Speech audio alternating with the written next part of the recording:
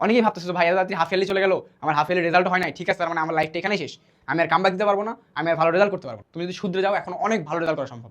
Varsity অ্যাডমিশনে তুমি ভালো রকমের রেজাল্ট করতে পারবে, ঢাবি বলো, বুয়েট বলো, মেডিকেল বলো, নিজের ভিতরে কনফিডেন্স নাও যে ভাই আমি পারবো, আমি পারবো এবং আমি চেষ্টা করবো। এইচএসসি 27 বছর যারা আছো, তোমার তো হাফ ইয়ারলি পরীক্ষা শেষ হয়ে গেছে, বলো তো তোমার হাফ ইয়ারলি পরীক্ষা কেমন গেছে, কেমন তুমি পরীক্ষা দিয়েছো এবং সেটার রেজাল্ট কেমন হয়েছে বলো তো। তোমাদের অনেকেরই দেখা যাবে, অনেকেরই তোমার আশানুরূপ পরীক্ষা হয় নাই।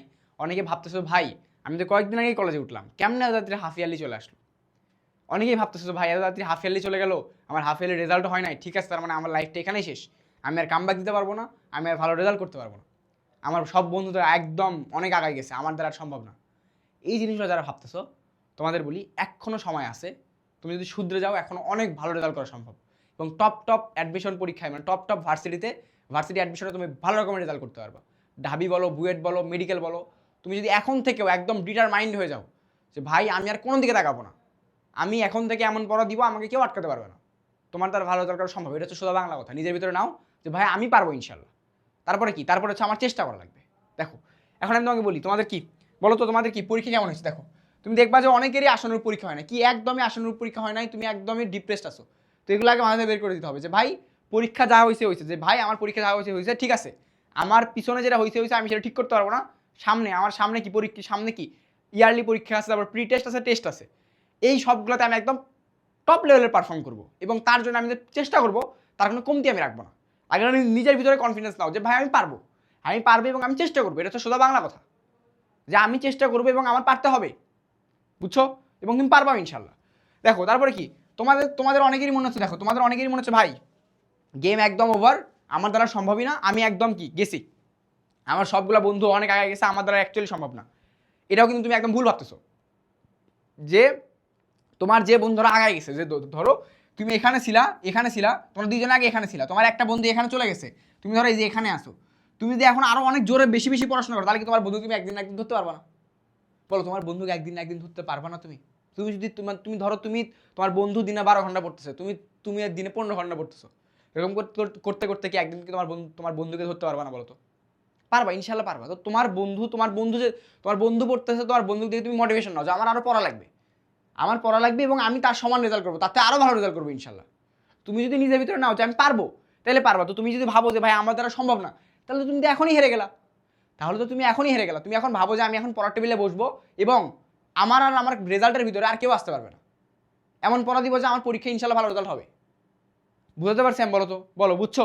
তারপর আমি বলি শোনো, পড়াশোনা শুরু করবা কিভাবে। দেখো আমি তোমাকে একটা প্ল্যান বলে দিই, পড়াশোনা শুরু করবা কিভাবে তার একটা প্ল্যান বলে দিই। দেখো তুমি আগে বসে একটা খাতায় লেখো কি যে তোমার কোন টপিক কি বলতো, যে কোন টপিক তোমার পড়া হয়েছে, কোন টপিক পড়া ডান, কোন টপিক কি বলতো পড়া একদম ডান। তারপরে লেখো কোন টপিক পড়া মাঝামাঝি অবস্থায় আছে, মানে তুমি খুলছিলা বই তারপরে আর জীবনেও খোলো নাই, মানে খুলছিলা বই তারপর জীবনেও খোলো নাই। তারপরে তুমি লিখবা হচ্ছে কোন টপিক ধরাই হয়নি, কি বলতো কোন টপিক কি বলতো ধরাই হয় নাই, এরকম করে লিখে নিবা।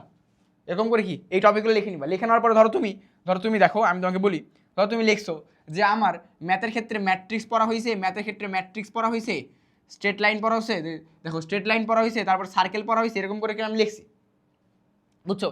তারপরে এবং আমি লিখবো যে দেখো আমার ম্যাথের ভিতরে ত্রিকোণমিতি পড়া হয় না, ম্যাথের ভিতরে কি অন্তরীকরণ মানে ডিফারেন্সিয়েশন পড়া হয় না, ইন্টিগ্রেশন পড়া হয় না, এরকম করে লিখে নিলাম আমি। এবং ম্যাথের ভিতরে আমার কমপ্লেক্স নাম্বার বা জটিল সংখ্যা কি মাঝামাঝি পর্যায়ে আছে।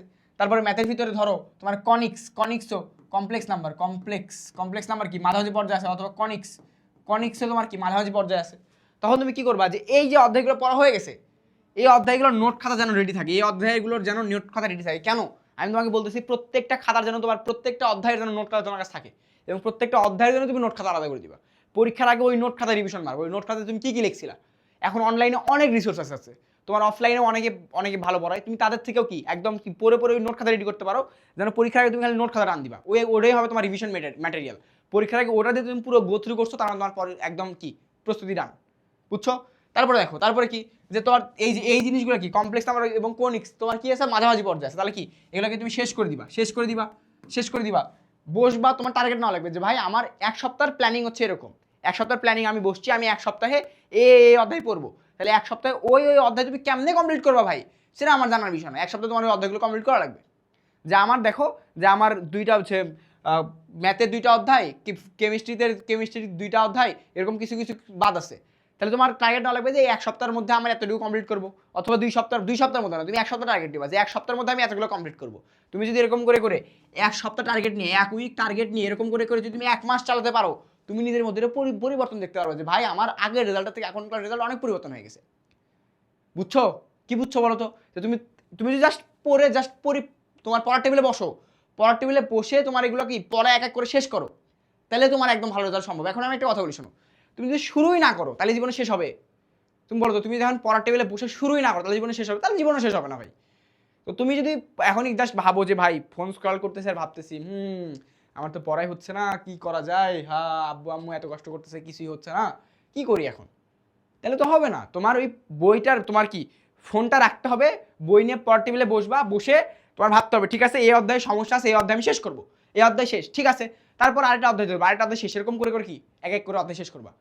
বুঝছো আমি কি বুঝাতে পারছি বলো তো? তুমি যদি কি এরকম করে বসে থাকো যে ভাই পড়া হচ্ছে না, পড়া হচ্ছে না, মানে অনেকে বলে না যে পড়া হচ্ছে না সেটার টেনশনেও পড়া হচ্ছে না, তাই তো হইলো না। অ্যাকচুয়ালি পড়া হচ্ছে না সেটাকে তোমার সমাধান করতে হবে, পড়তে হবে। তুমি পড়া শুরু করো, পড়া শুরু করলে দেখবা একটা একটা করে অধ্যায় শেষ হয়ে গেছে, এবং কি তোমার পড়া কি একদম ঠিক হচ্ছে। তুমি একটা মাস, তুমি 1 উইক করে টার্গেট নিয়ে 4টা সপ্তাহ এরকম করবা, মানে 1 মাস এরকম করে কি 1 মাস টার্গেট করে কি তুমি জাস্ট পড়ার প্রতি সময় দাও, তুমি দেখবা তোমার মধ্যে অন্যরকমের একটা চেঞ্জ চলে আসছে। এবং তুমি যদি এরকম করে এখন থেকেই প্রস্তুতি নাও, তুমি অনেক ভালো রেজাল্ট করতে পারবে। এটা হচ্ছে সোজা বাংলা কথা। বুঝছো? তারপরে তোমার কি বায়োলজি দেখো, তোমার দেখো ফিজিক্স কেমিস্ট্রি বায়োলজি, সবগুলো অধ্যায়ের জন্য কি বলতো, সবগুলো অধ্যায়ের জন্য সেম টাইপের তোমার প্রস্তুতি নিবা।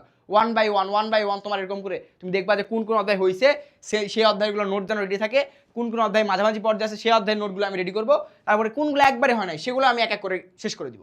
তো তুমি যদি এরকম করে 1 বাই 1 আসো তাহলে কি ভাই এমনি হবে ভাই, 1 বাই 1 আসলে তো এমনি হবে, তাই না? হবে তো? বুঝছো? তার মানে কি তোমার 1 বাই 1 সবগুলো কি পড়তে হবে, নোট খাতা তুমি রেডি করবা। এবং আমি তোমাকে বলি সেটা হচ্ছে যে এই তোমার আর তোমার পড়ার ভিতরে যে কেউ আসবে, ফোন আসবে, মোবাইল আসবে, তোমার বন্ধু আসবে, যত বাধা বিপত্তি আসবে, কোনো মানুষ আসবে, সবাইকে সাইড করে দিবা, বলবা যে ভাই এখন আর পড়তে হবে।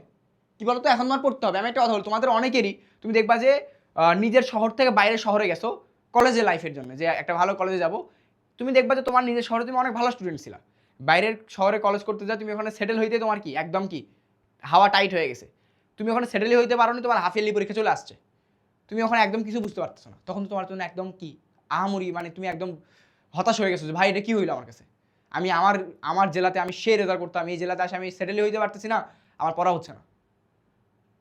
তোমার ওই যে তোমার যারা মেসে থাকো, আমি বলি যারা মেসে থেকে পড়াশোনা করো তাদেরকেও বলি যে তোমার মেসের যারা আছে তাদের সাথে ফালতু টাইম বাদ দিবা। যে ফুটবল খেলতে গেছি ভাই, আমি এখন ফুটবল খেলতে যাবো, আমার দিনে সারাদিন ফুটবল খেলা লাগে, আমি এরকম করি, সকালে উঠে একটু রেস্ট নেওয়া লাগে, তারপরে বিকালে ফুটবল খেলতে যাই, বিকালে ফুটবল খেলে এসে রাতে একটু ব্যাডমিন্টন খেলা লাগে, তারপরে আমার ফ্রেন্ডদের মানে মেসেজ যারা থাকে তাদের আমরা একটু বার্থডে পালন করি, এরকম করতে করতে আমার দিন চলে যায়। তাহলে কি হইলো বলো তো? তোমার এরকম করতে হবে যে ভাই আমার এই রুমে আমি পড়তেছি, পাশের রুমে যদি মানুষ গরু জবাই করে রান্না করে খেয়েও ফেলে তাতে আমার কোনো যায় আসে না, আমার পড়া শেষ করে তারপর আমি এখান থেকে উঠবো, তার আগে না। বুঝতে পারছি তুমি আমার কথা শোনো, যে তুমি এখানে বসছো, তোমার পড়া শেষ করতে হবে, এটা হচ্ছে মেইন বাংলা কথা। তোমার আব্বু আম্মু এত কষ্ট করে তোমাকে বাইরের শহরে পাঠাইছে পড়াশোনা করার জন্য, তোমার পিছনে এখনো টাকা ঢালতেছে জাস্ট একটা পড়াশোনা করার জন্য, যে আমার ছেলে শিক্ষিত হবে, আমার মেয়ে শিক্ষিত হবে। তুমি যদি না পড়ো তাহলে তার আউটকাম কোথায় আমার সেটা বলো। তুমি যদি এখন থেকে ভালো করে পড়াশোনা না শুরু করো, তুমি অ্যাডমিশন ভালো রেজাল্ট করতে পারবে না, এইচএসসিতেও ভালো রেজাল্ট করতে পারবে না। আর একটা সত্য কথা বলি, সেটা হচ্ছে যে অ্যাডমিশনের প্রস্তুতি কিন্তু ফার্স্ট ইয়ার থেকে শুরু হয়। তুমি এইচএসসিতে যেগুলো পড়তেছো সেগুলো অ্যাডমিশন আসে, তো তুমি যদি ভাবো যে ভাই এইচএসসি কোনোভাবে পার করি, অ্যাডমিশন আমি দেখে নিতে পারবা না, তোমাকেই দেখে নেওয়া হবে। বুঝছো? তোমাকেই দেখে নেওয়া হবে। তো তুমি যদি ভাবো যে ভাই এখন এইচএসসিটা পার করি কোনোভাবে, তারপর আমি অ্যাডমিশনে দেখে নিব, বুঝতে পারবা তুমি তখন বুঝতে পারবা যে তোমার মাসে কয়দিন যাচ্ছে, দিনে কয় সেকেন্ড যাচ্ছে, সবই বুঝতে পারবা। বুঝছো? বুঝতে পারছি আমি। তাহলে কি বলতো, ফালতু সময় যারা দিচ্ছে, যারা ফালতু সময় যারা আছে সবগুলাকে নিজের জীবন থেকে বের করে দাও। বন্ধু বলো, তোমার কোনো মানুষ বলো, জীবনের মানুষ বলো, সবাইকে বার করে দাও যে ভাই এখন আমার পড়াশোনা করা লাগবে। নিজের লাইফটা ভালো করার পরে তারপর আমার দেখা যাবে যে আমার লাইফে কে আসতেছে আর কেউ আসতেছে না। ক্লিয়ার? বলো বুঝছো? তো নিজের ভিতরে কনফিডেন্স নাও যে আমি পড়বো, আমি পড়ার সময় আমার আর আমার পড়ার মাঝে যায় আসবে তাকে আমি বের করে দিব। সোজা বাংলা একদম শুদ্ধ হিসাব।